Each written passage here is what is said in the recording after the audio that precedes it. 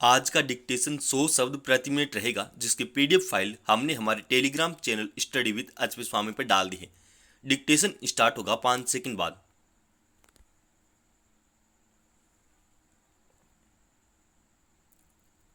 Start. हर अधिवक्ता अदालत में इसी संकल्प और तैयारी के साथ उतरता है कि वह अपने मुवक्किल को इंसाफ दिलाएगा।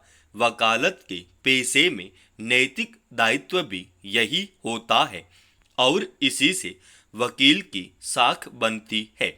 इसलिए हर वकील कानूनी बारीकियां और दलीलें पेश करते हुए अपने मुवक्किल के पक्ष को सही ठहराने का प्रयास करता है।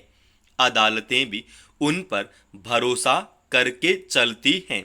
दरअसल वकील अपने मुवक्किल और न्यायाधीश के बीच एक सेतु होता है।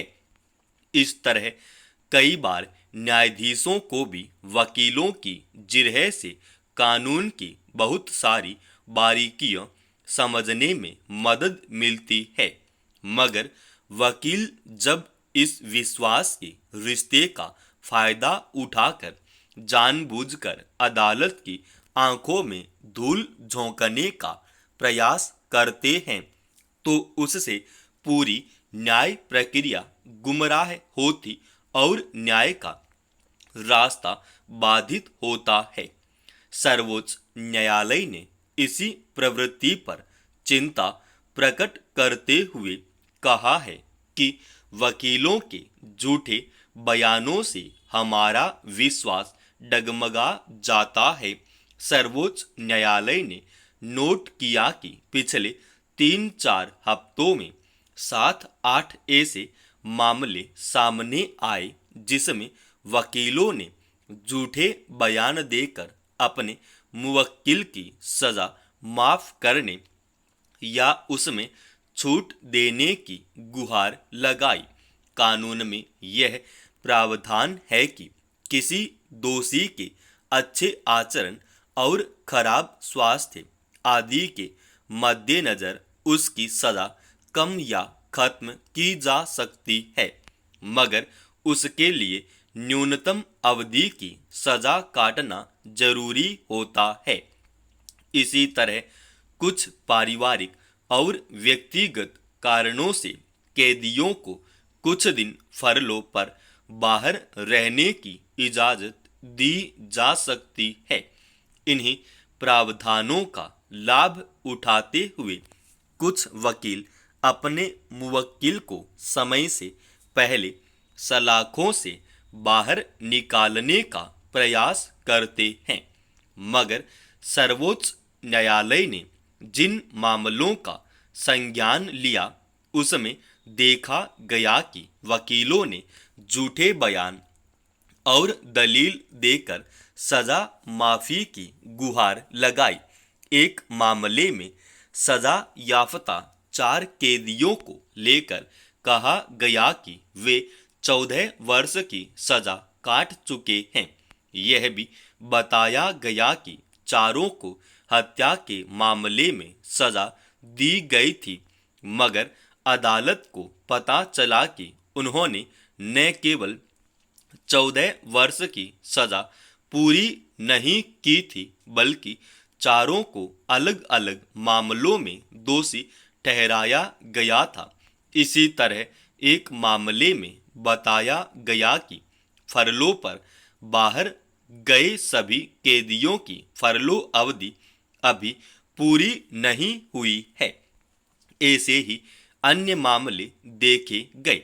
निस्संदेह इस प्रवृत्ति से न्यायिक सूचिता प्रश्नांकित होती है। हालांकि इस संदर्भ में यह भी चिंताजनक है कि जघन्य अपराध के दोषियों को समय से पहले सलाखों से बाहर निकालने की प्रवृत्ति पैदा कहां से हुई है। पिछले कुछ वर्षों में अनेक ऐसे प्रसंग सामने आए हैं जिनमें राज्य सरकारों ने हत्या और बलात्कार जैसे मामलों में सजा याफ्ता लोगों की सजा माफी की सिफारिश की। कुछ अपराधियों को बार बार फरलो दी गई।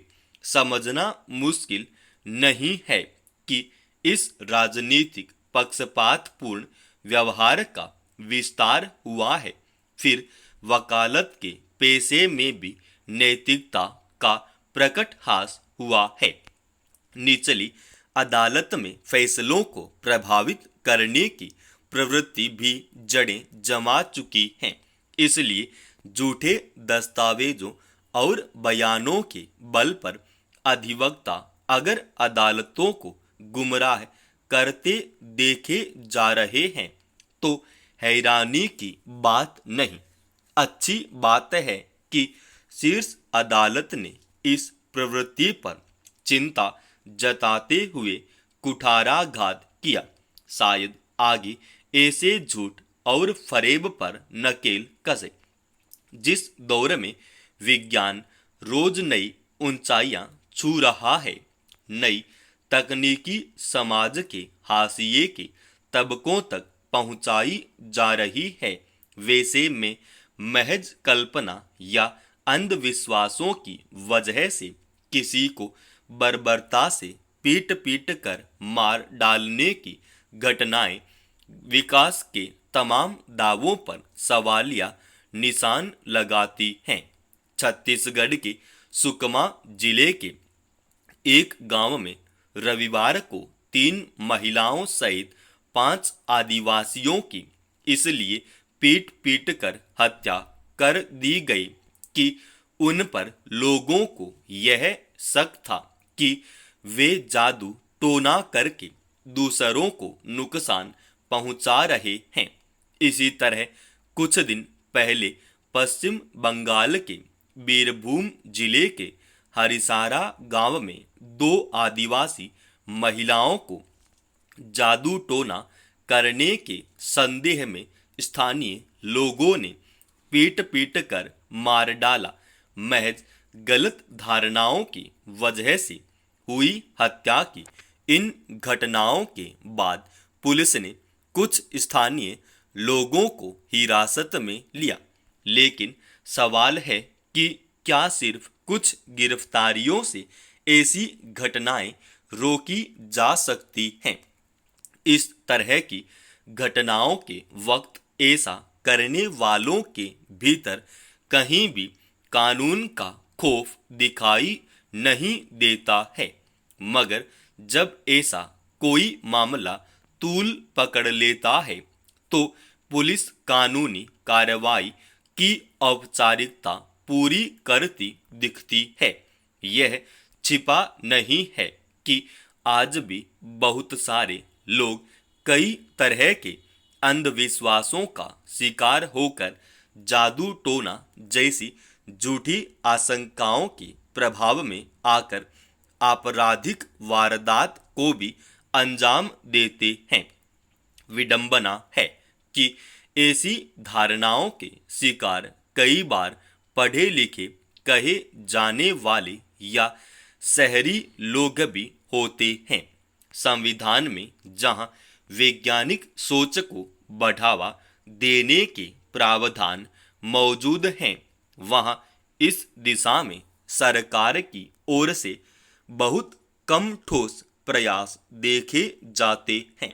खासकर वैसे तबकों के बीच शिक्षा के साथ वैज्ञानिक चेतना के प्रसार की जरूरत है, जो किसी भी अभाव, परेशानी, बीमारी आदि की स्थिति में किसी अन्य व्यक्ति पर जादू टोना करने का शक करते और तांत्रिकों के उकसावे में आकर उन्हें मार डालने से भी नहीं हिचकते।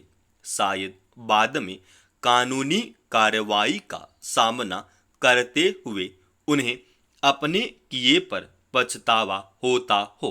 समाप्त। दोस्तों, रोजाना ऐसी सबसे बेस्ट डिक्टेशन सबसे पहले लिखने के लिए इस चैनल को आप अभी सब्सक्राइब कीजिए।